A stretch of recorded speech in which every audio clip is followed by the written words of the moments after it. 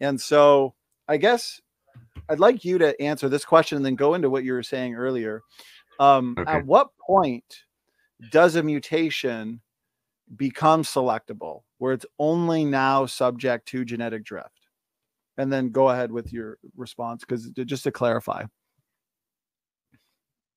So when a mutation is only subject to drift or selection, sorry, you kind of worded that in a weird way. At what point, or what is your definition of a mutation that is only subject to drift and not selection? Well, if it has a fitness effect, then it is by definition affected by selection, whether it is where the dominant force behind whether it gets fixated or not in the population is selection. That's a different discussion. How? Like I was saying, there's no point where only drift or only selection is acting. They're kind of, it's a relative thing going on here. If I have a mutation, and so if I have a mutation that decreases my lifespan by 5 years, let's say, okay, so I have a mutation, and rather than living to 80, I can only live to 75. Quick question before I move forward. Is that going to prevent me from having children? Well, assuming you've already reached the point of sexual maturity, you've kind of already had children at that point. Okay. So is it neutral to reproductive success? At that point, yeah, kind of, yeah. So at that point, it does or doesn't affect reproductive success? Yeah, it doesn't. There are some mutations that have effects early in life, some late in life, some early in life, and then late in life. So it kind of depends. But okay, if I may, I think a good answer would have just been. I'm sorry. I think a good answer would have just been not inherently. I think it depends on the circumstance. So, for example, if that person, there are other factors involved. So yes, you could say, that you lost 5 years. That lessens the time frame for you to have kids. So we could. I think a better if we go more steel manning. Try to steel man your thing would be more of if we took somebody who could only live, they had a mutation, they could only live to like their mid-20s. Right, you know what I'm saying? Right. To steel man you. Carlos, I see what you're saying, but that's where I'm going. Okay, so at first, I have a mutation that decreases my lifespan by 5 years. It has no effect on my ability to reproduce and have progeny. But we would all agree that it's still slightly deleterious, even if that effect is vanishingly small. Because if I could live till 60 or live to 75, I can still have lots of kids. Okay, so that mutation's passed on to my kids, and so now they have a growing genetic load, and now they can only live to 70, and then their kids can only live to 65, and so on and so forth.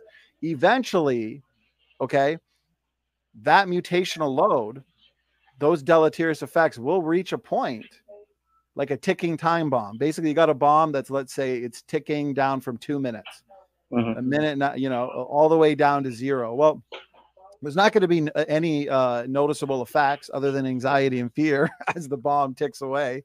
But once it hits 0, now we've got disastrous effects.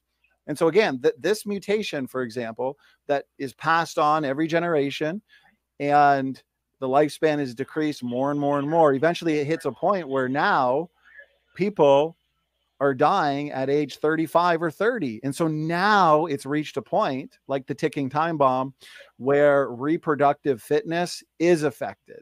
But by that point, it's too late, because now you have a population that has descended into genetic sickness. And so now, rather than a horizontal line, okay, now it's going to start going down more and more. And there's no way at that point to increase total fitness. Yeah, but then it just goes extinct. So I wouldn't say that's much of a problem for us, because then at the point it just goes extinct. And so we're still in line with evolution, because it just goes extinct. It's a matter of the whole whether population it goes goes extinct, though. Well, that population that has that, but we're assuming that what's happening is that there's no branching of populations, because it could be the case. It's what was that? They are being fixed. Yeah, mutations. The fixation equilibrium is a reality in the evolutionary model. Okay. And yes, so no, what I'm saying is, I should have rephrased it. We can say that the entire population may have that, but there's a difference between saying the entire population has that and the entire population is expressing that. There's a big difference there. Would so you agree? It's like saying the entire population has, the gene for green eyes, but that doesn't mean the entire population is expressing the gene for green eyes, the mutation for green eyes. Well, the more mutations that accumulate, the more the genomes become incomprehensible, in the same way that the more typographical errors that are introduced into a text, at first, it's inconsequential, right? If you have a book the size of an encyclopedia and you start introducing typographical errors, you're still going to be able to read the book and understand it just fine. But as time goes on and the more typographical errors that are introduced to that book, eventually that book becomes unreadable. There's too many mistakes now that have accumulated, just like we see in, and this brings me to these citations, and feel free to comment, gentlemen. I should ask, do you guys agree with this quote from Kitely and Lynch, that the vast majority of mutations are deleterious? From what I've heard other people say, I would say no. I would say that depends, again, largely on circumstance. And Andrew, you seem like you know more about this, so I'm gonna need you to straighten me out as well, buddy. Go ahead, Andrew. So if we want to say like slightly deleterious, then yeah, most mutations on average are deleterious. That's kind of just the distribution of fitness effects curves we see so often. I would like to ask you a question though, SFT, if you don't mind, just so we're kind of on the same page moving forward here. Yes, you can, but I don't want anybody in the audience or the panel to be confused.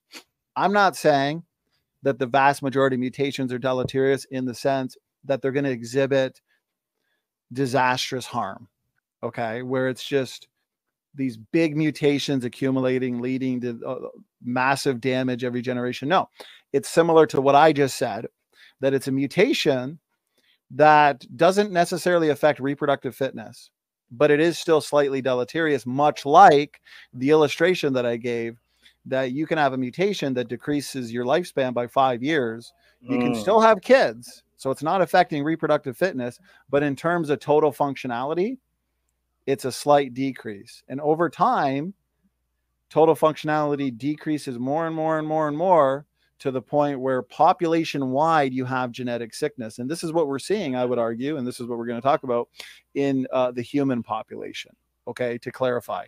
And so, yes, Andrew, go ahead, take your time. So I will say that no, I'm gonna ask my question first, because then we might go on another tangent. So Donny, what do you so Donny, what do you think genetic drift means? Like, or just what's your conception of it, just so I know what we're kind of talking about here, so we're on the same page, Random changes. Yeah, it's random changes in gene frequency in populations over time, where a population can shift in gene frequency, basically, in genes that are present in that population. And so an allele that becomes fixed is an allele that was at one point a wild type allele. It's drifted randomly, and it's now become, if it's fixed, it becomes stuck in place.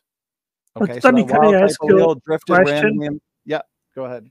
For what I know, the proposal of genetic drift, I know only Larry Moran, but besides him, not many advocate for that variation of evolution as being the explanation of biodiversity. I think this is a small minority. Well, we're not saying it for biodiversity. Just for molecular changes over time. Andrew, would you agree with my definition of genetic drift and fixation? Yeah, I like the way you phrased that. And I just want to harp on that point, though, that you included the word random there, because you seem to be under the impression that if it's under drift, then it is going to fixate if it's effectively neutral.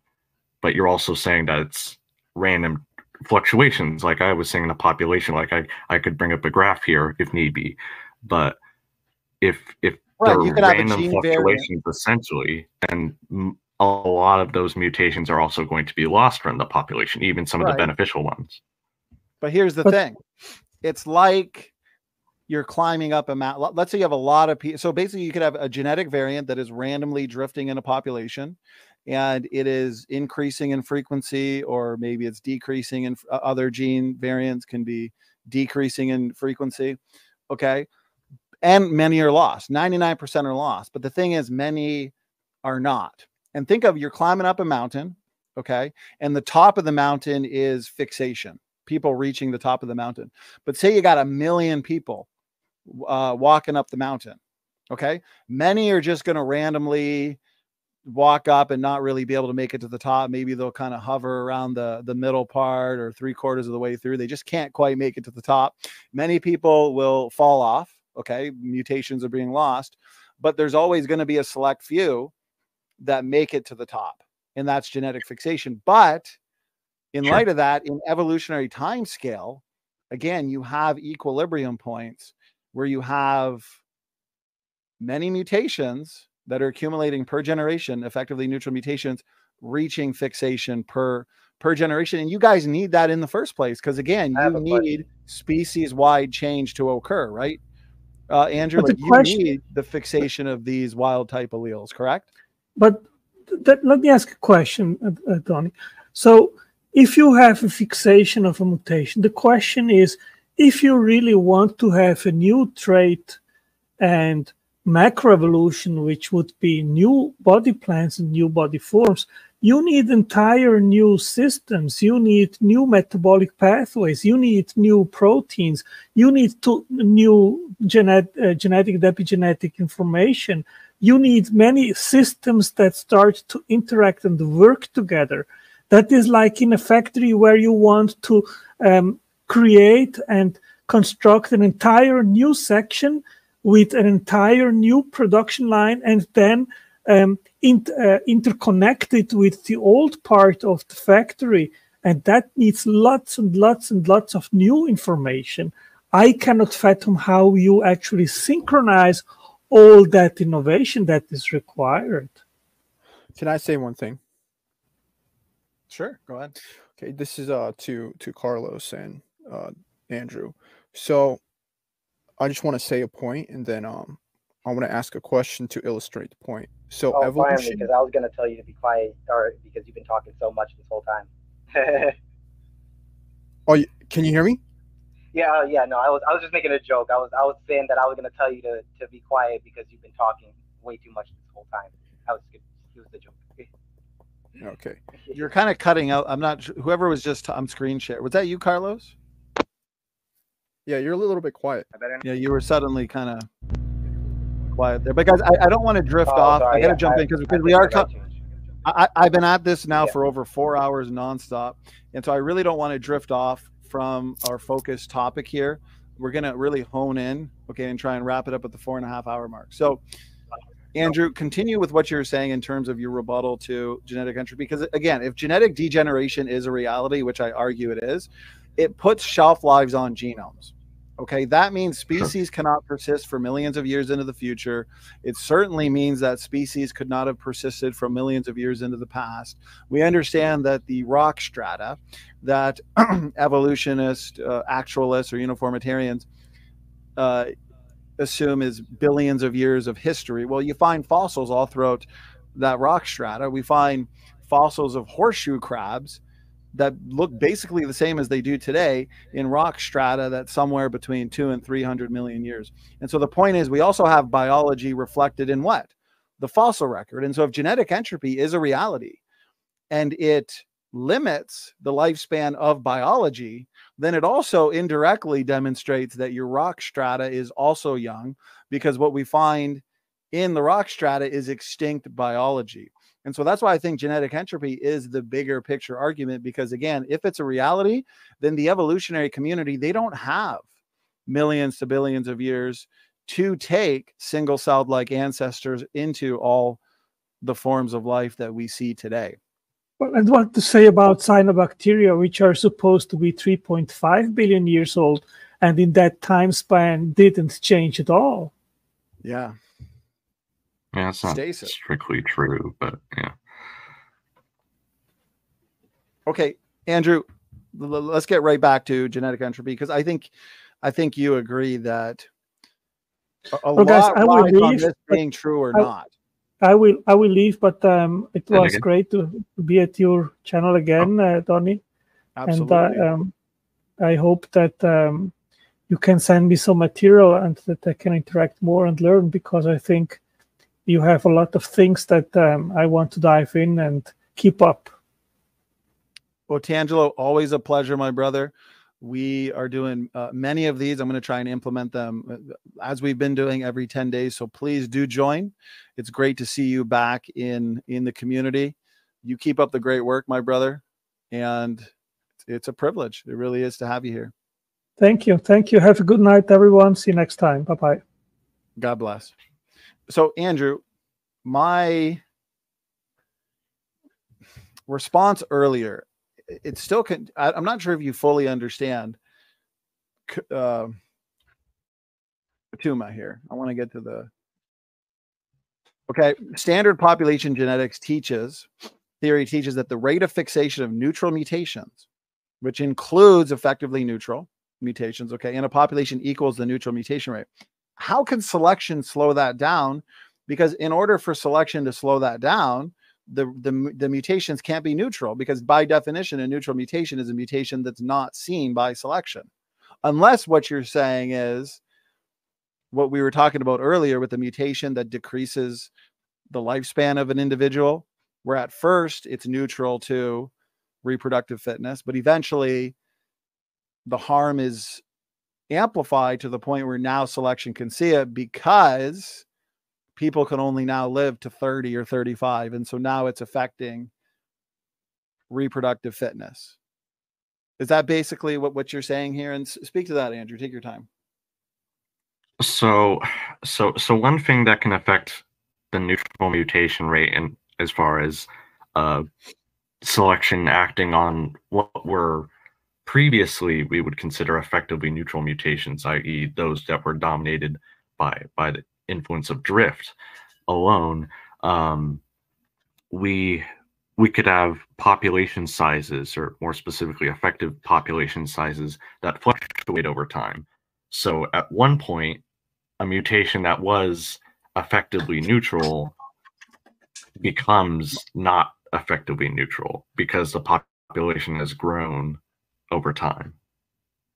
And then that can like decrease, so the population has grown over. I want to follow you. So the population has grown over time, that these effectively neutral mutations that have accumulated, they're no longer neutral now? Yeah, because that's what, like I was saying, the definition of, I'm not going to go into the mathematical definition because it's kind of hard to illustrate without a marker here. But essentially, like I was saying, effectively neutral means that the relative strength of drift on that mutation is greater than the relative strength of selection. It, like I was saying, it doesn't mean one suddenly goes away compared to the other. Say, for example, so this is the example I was trying to give earlier. Say you have a very, very small population in this hypothetical example, okay, of 1,000 individuals total. So that's your population size. And say you have a mutation that, let's say it's a deleterious one in this case. So it has an effect on fitness. So one or two of the individuals carrying that mutation, their reproductive fitness is affected. They don't pass on that mutation. But say due to genetic drift, that mutation is passed on by, say, 10 more individuals. In that case, we would say that drift compared to selection is the dominant force, aka that mutation is, by all intents and purposes, effectively neutral. So like I was saying, it doesn't mean selection suddenly goes away. It's not unselectable. and that can change again depending on the population size. So if we have a larger population, it's going by being so it's basically going by being subject to selection, to now as the population grows, to now being more subject to genetic drift. It's like bouncing between genetic drift and selection, is what you're saying? So the opposite, actually. So as the population grows larger, selection becomes more efficient at weeding out mutations with smaller and smaller selection coefficients, with smaller and smaller fitness effects. How small of a selection coefficient?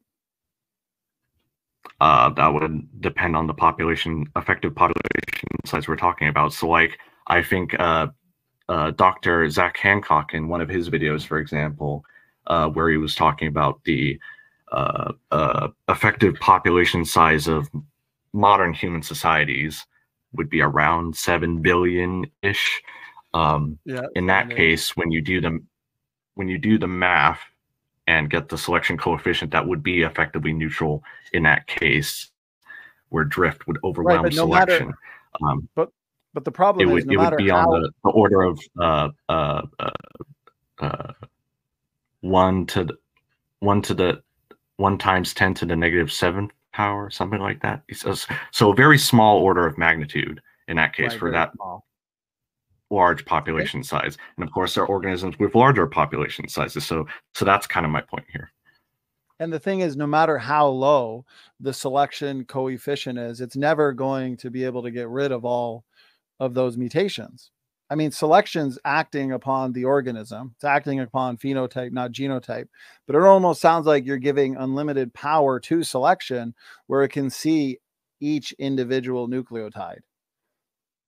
Well, I'm not necessarily saying that. I'm just saying it, on average, it becomes more effective at seeing, quote unquote, these mutations depending on the effective population size. Well, it all depends on the context of the organism we're talking about. It becomes more efficient, hypothetically. This kind of sounds like a lot of highly contrived mathematical modeling here. But for sake of argument, math is pretty straightforward. It's just 1/2 NE, N sub E is less than S, or sorry, -1/2 NE is less than S, which is less than +1/2 NE. That's what effectively neutral means. That's the mathematical definition. So if a mutation has a selection coefficient in that range, it is effectively neutral. But mathematically, for NE that we were talking about earlier, right here, the same number of neutral mutations should be fixed every generation. Okay, that is not affected by population size. I pointed out earlier how, according to the evolutionary model, you have in your out of Africa scenario, you have population crashes or bottlenecks, and then population surges, and then subgroups go out into isolated tribes, where you have instances of rapid fixation of these neutral mutations. And today we have humans at somewhere between 7 and 8 billion people. Okay. But for most of evolutionary history, the population existed in a way smaller number than that. Again, 1,000, 10,000, 30,000. It was only until recently that the population has surged into the billions, and that is required for fixation equilibrium. Population geneticists want fixation equilibrium in order that species can change in their entirety. The entire population's changing, not just individually. And so I don't think any of that addresses this issue where we have irreparable. I think you're confusing fixation equilibrium in this case with the fixation rate, because I'm not saying that no mutations, again, are going to fixation. Certainly some are. What I'm saying is what you're talking about, the fixation equilibrium, that all these neutral mutations are going to fixation. That's almost never the case. Some mutations are lost from the population and don't go to fixation. Right. But because you have evolutionary time scale, okay, there's no fixation equilibrium when it comes to the young earth creation model. There's almost no fixation. As a matter of fact, when we talk about mitochondrial Eve and Y chromosome Noah, we're not talking about species-wide change over time. We're just talking about individual change in the sense that how many mutations are separating us, basically divergence from the Eve consensus sequence, rather than explaining substitution, where you would look at that as a coalesce sequence where each fixed allele used to be a wild type allele that's drifted to fixation.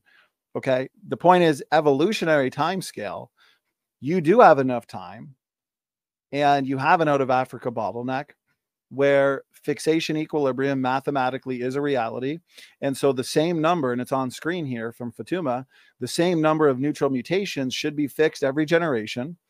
The rate of fixation and mutations is theoretically constant and equals the mutation rate. I mean, that's what Fatuma, and Fatuma here even says this is the theoretical basis of the molecular clock. And so, yeah, you have a lot of the basis of it, but not all molecular clock models use that. Some are, like I said, some are much more complex than that. They have other factors added to it. They incorporate selection and other geographical effects. Would you agree once fixation rate equilibrium is reached, then this is a mathematical reality for any?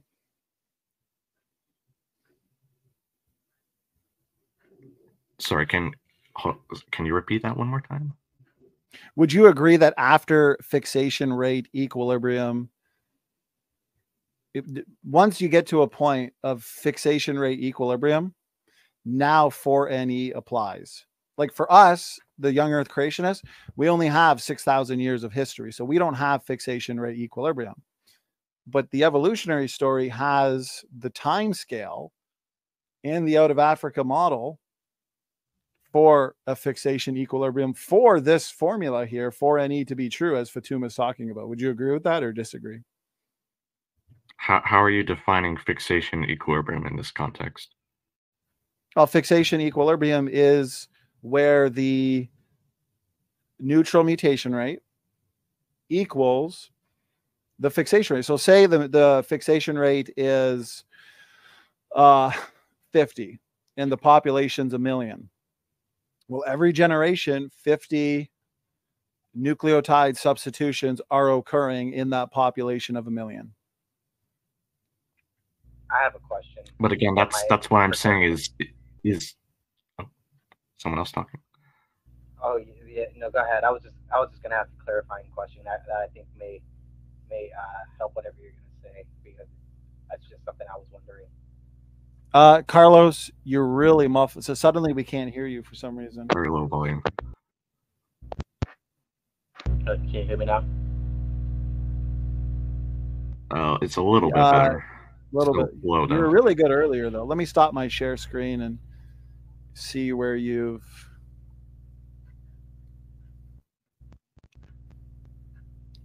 I can come back out and back in if you want.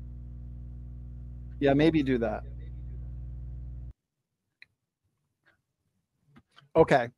So, anyways, go ahead. So what I was trying to say was that I was saying that's not what typically happens, because again, some mutations, even neutral ones, are lost from the population. They don't reach fixation. So the fixation rate doesn't equal the neutral mutation rate. You can approximate it like that in some cases, but that's not always what happens. In fixation equilibrium, it doesn't matter. Yeah, many mutations are lost, but many are not. Remember, I gave that analogy of climbing up a...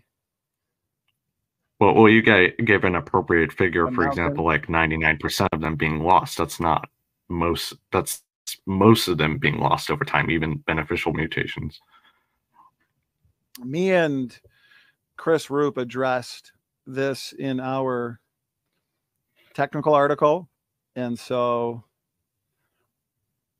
okay, I'm going to screen share real quick. And okay.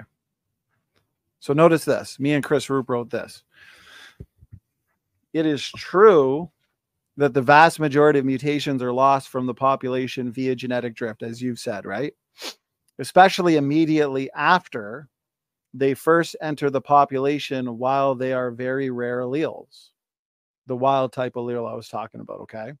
However, our critics should know that two things can be true at the same time. So I think this is what you're missing, Andrew. Even with ongoing random loss due to genetic drift, classical population genetic theory states that over evolutionary timescales, as I've been pointing out, a neutral mutation fixation equilibrium point will be reached. When this occurs, the neutral mutation rate will equal the fixation rate. For example, if the effectively neutral mutation rate is 50 per person per generation, then that means 50 nearly neutral, or in fact, very slightly deleterious mutations will become fixed every single generation. And so you hold to the evolutionary time scale. And so you have a model that has reached fixation equilibrium. We don't, creationists don't, but you do. That's just a mathematical certainty. Do you disagree with that, Andrew? So to clarify, are you saying like 50 mutations per generation in a single individual, or has this already reached fixation? Because I think we're confusing the mutation rate from the substitution rate. No, the point is, well, is the substitution rate and fixation rate synonymous? As far as I'm aware. Right. Okay. You're right.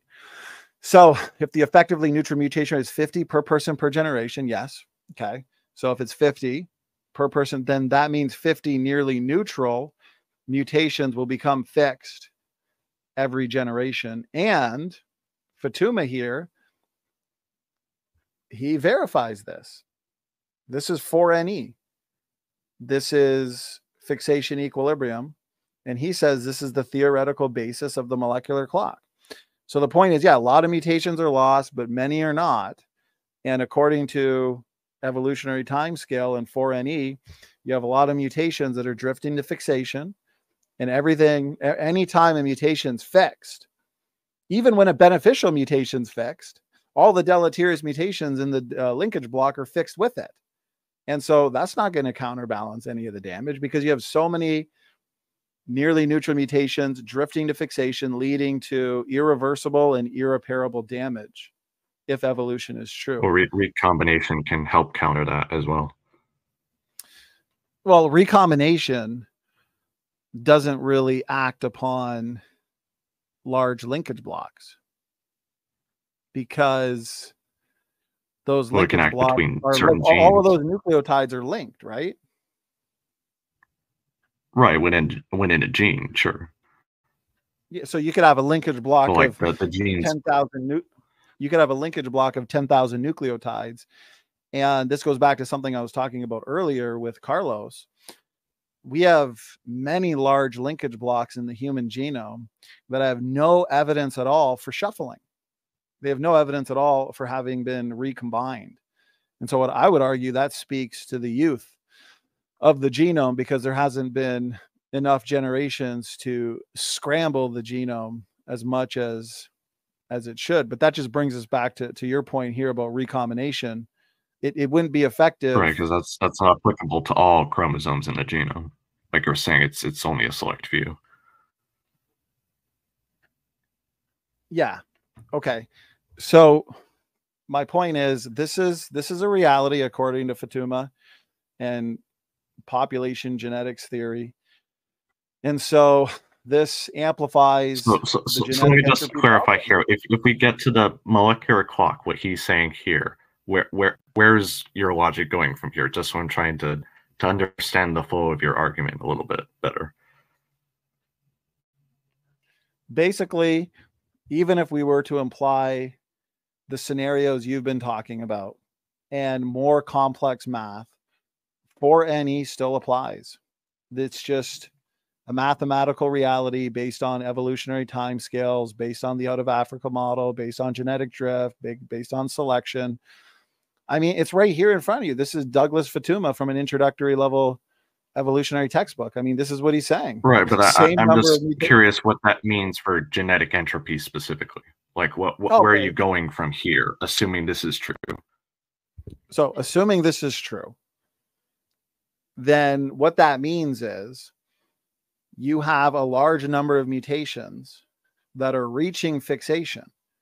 And so rather than just randomly drifting throughout the population, never reaching fixation, you actually have a model where many slightly deleterious mutations are reaching the point of fixation. And when they reach the point of fixation, they're stuck in place in every individual. That wild type allele has, the wild type allele started off rare and it drifted more and more to a higher frequency where it's now fixed. And when it's fixed, that's irreversible damage. There's nothing you can do about it. Selection can't remove the entire population. That's extinction.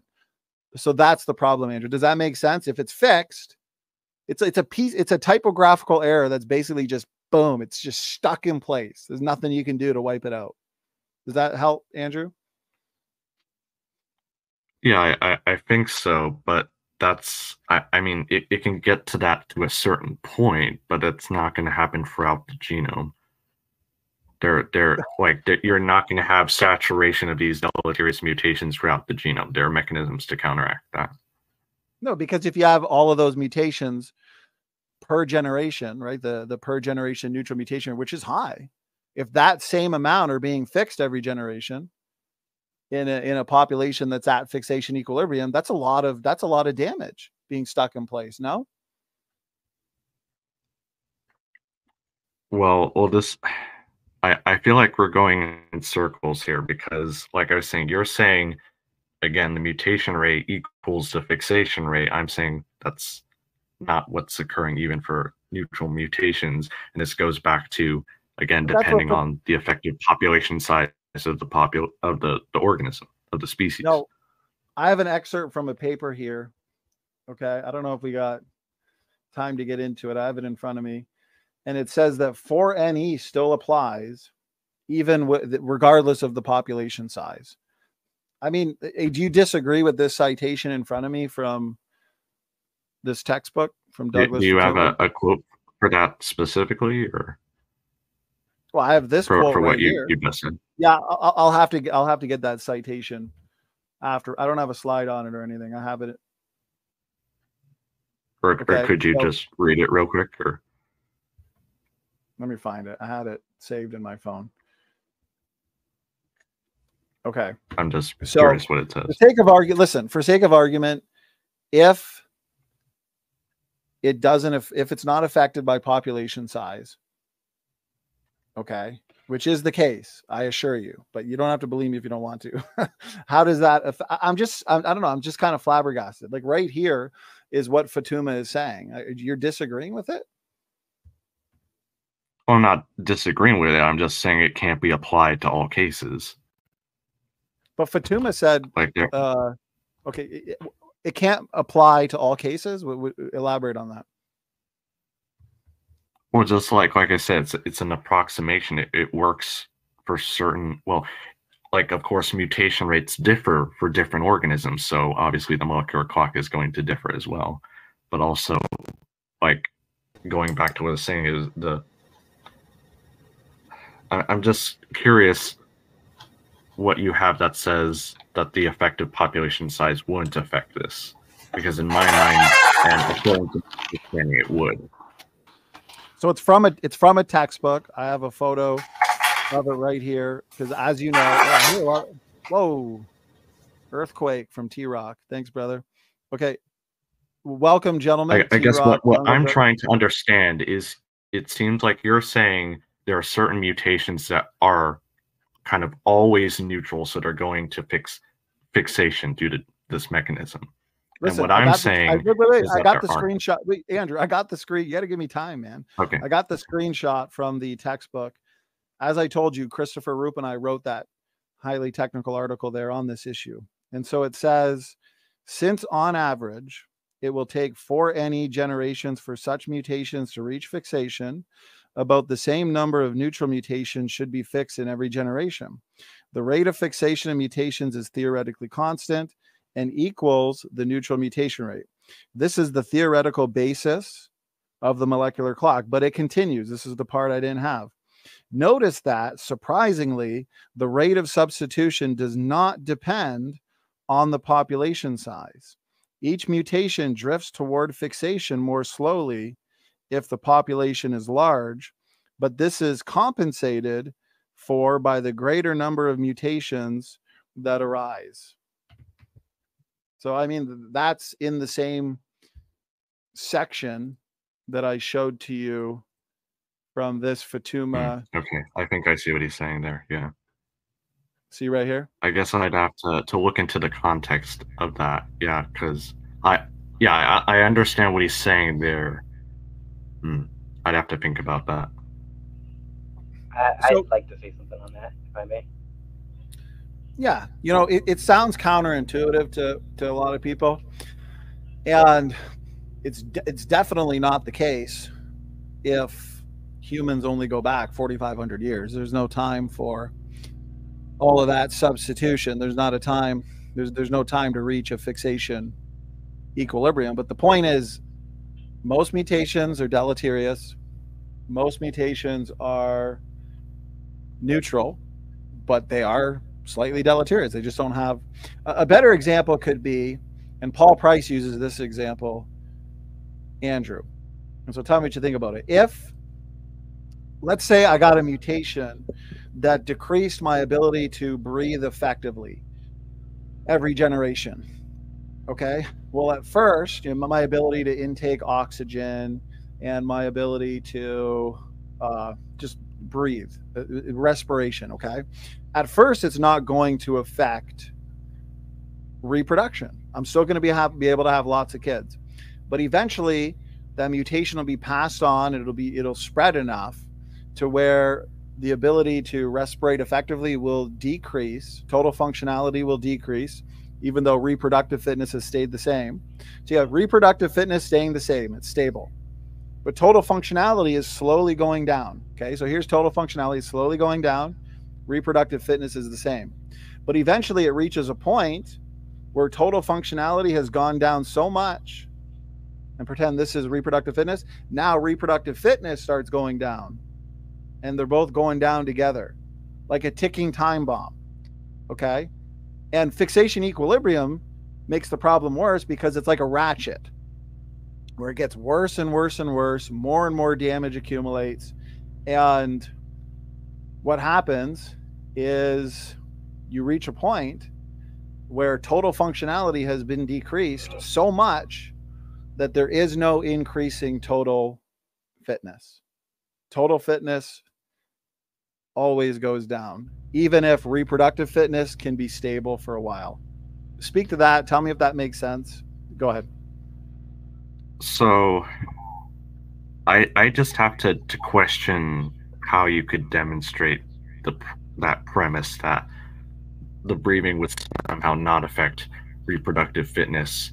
And the other thing that I would like to clarify is, so what you're talking about seems to be more of a population kind of crash at the very end. Like it reaches a certain point and then the population declines dramatically.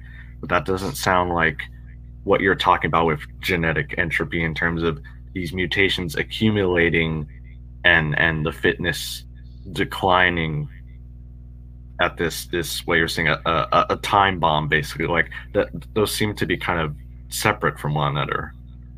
Does that make sense? Well, it's any mutation with a low. What does this mean to you? A mutation having a low selection coefficient. Well, that means it has a low impact on reproductive fitness. A low impact on reproductive fitness. And so what does that mean then? So it means that you have fewer offspring than the average. It's going to get passed on. Right. Okay. So it's going to get passed on. But it doesn't mean that that mutation is not also slightly deleterious. In ineffective respiration, think of it like asthma. People with asthma, it's more difficult for them to breathe effectively, but they can still have a lot of kids. But if we take the analogy, right, but on average, if you're saying it has some deleterious effect, on average, they will have fewer kids than the rest of the population. Otherwise, it wouldn't be deleterious. I was going to push back on this, if I may. Go ahead. And yeah, no, go ahead, Donny. And before you do, Carlos, I just want a T-Rock in jungle jargon. Yeah, of course. No problem. Of course. I was going to shut it down at the 4-hour mark. It's almost the 5-hour mark. So what I'm going to do, I've been going nonstop for 5 hours. But since T-Rock is here, and T-Rock, he knows a thing or two about a thing or two. And so we're going to let you guys go at it for a bit because I got to get some food and drink in me, okay? So if I've been hogging the mic for a while, this is your chance, guys, for everybody to get in on it. Go ahead, Andrew. What were you saying? Oh, I was just saying I'm going to have to take off too anyway. It's getting late where I live. But okay. What was I going to? If you wanted to engage, if you wanted to engage T-Rock for a few minutes, I know T-Rock was saying that he missed you, Andrew. Because Andrew, you're a well-rounded evolutionist, and we love engaging people who are well-rounded because it makes it more fun. And if I keep doing these 5-hour open mics, forsaking the gym, I'm going to become very well-rounded horizontally here. So, gentlemen, I'm taking a quick break. This has been an excellent genetic entropy